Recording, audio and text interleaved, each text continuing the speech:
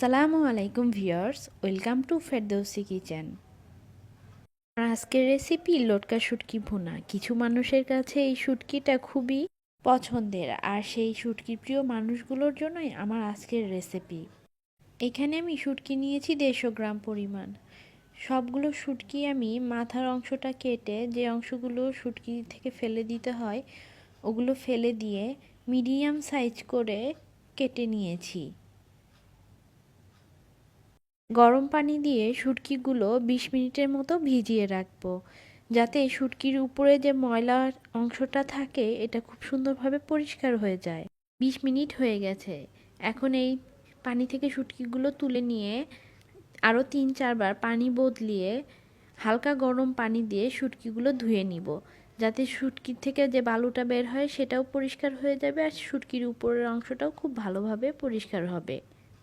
3 table চামচ তেল দিয়ে দিব। তেলটা হালকা একটু গরম হলেই এর মধ্যে আমি দিয়ে দিব 3 থেকে 4টা শুকনো মরিচ মাঝখানে ছিঁড়ে নিয়েছি, আর 8 থেকে 9 কোয়া রসুন আমি 4 ভাগ করে কেটে নিয়েছি। রসুন আর শুকনো মরিচটা আমি হালকা একটু ভেজে নিব।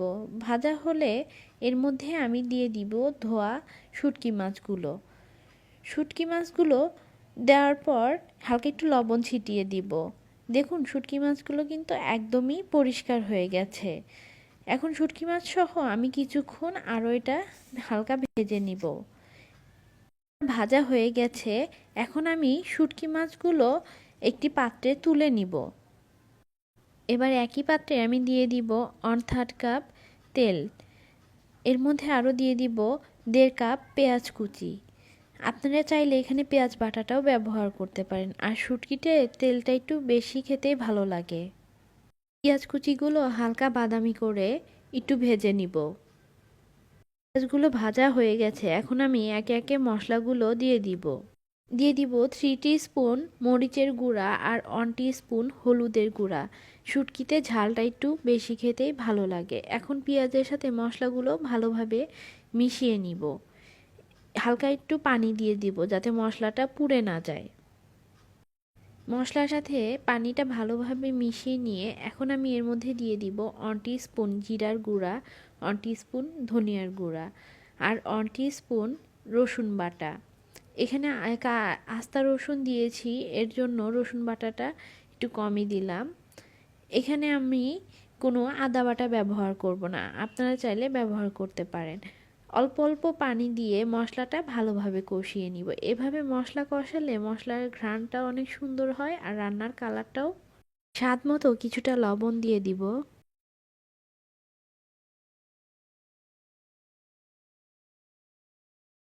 তেল উপরে চলে এসেছে, মশলাগুলো কষানো হয়ে গেছে।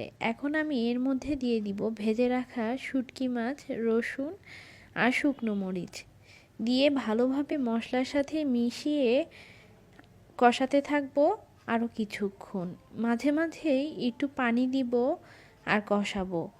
প্রথমে তো শুটকিটা পানিতে ভিজিয়ে রেখেছিলাম, তারপর একটু তেলে ভেজেও নিয়েছি। শুটকিটা প্রায় সিদ্ধ হয়ে গেছে। এভাবে কিছুক্ষণ কষানোর পর শুটকিটা আরও সিদ্ধ হয়ে যাবে। এর জন্য পানিটাও আর বেশি লাগবে না। 4-5 মিনিট এভাবে কষিয়ে নিলাম। এখন আমি এটা একটু নেড়েচেড়ে ভালোভাবে কষিয়ে নিয়ে শুটকির মধ্যে পানি দিয়ে দিলাম 1 কাপ। 1 কাপ পানি শুটকির জন্য যথেষ্ট, কারণ শুটকিটা অলরেডি সিদ্ধ হয়ে গেছে। এখন ঢাকনা দিয়ে ঢেকে 10 মিনিট রেখে দিব। 10 মিনিট পর ফিরে এলাম। এই 10 মিনিটের মধ্যে আমি 2 থেকে 3 বার ঢাকনাটা তুলে শুটকিগুলো একটু নেড়ে চেড়ে দিয়েছি, যাতে মশলাটা নিচে না লেগে যায়। এখন আমি কিছু কিছু শুটকি একটু চামচ দিয়ে ভেঙে দিব, আর কিছু আস্ত রাখবো। শুটকি খাওয়ার সময় দাঁতের নিচে শুটকি না পড়লে খেতে একদমই ভালো লাগে না, এর জন্য কিছু আস্ত রেখে দিলাম। এ পর্যায়ে আপনার লবণটা চেক করে নেবেন। আমার রান্না কিন্তু হয়ে গেছে। চুলার জালটা বন্ধ করে দিয়েছি। আমার রেসিপিটি যদি আপনাদের ভালো লেগে থাকে তাহলে একটি লাইক দিবেন, ফ্রেন্ডস অ্যান্ড ফ্যামিলির সাথে শেয়ার করবেন। কিছু জানার থাকলে কমেন্ট করবেন। নতুন নতুন ভিডিও পেতে আমার চ্যানেলটি সাবস্ক্রাইব করবেন। সবাই ভালো থাকবেন। আল্লাহ হাফেজ।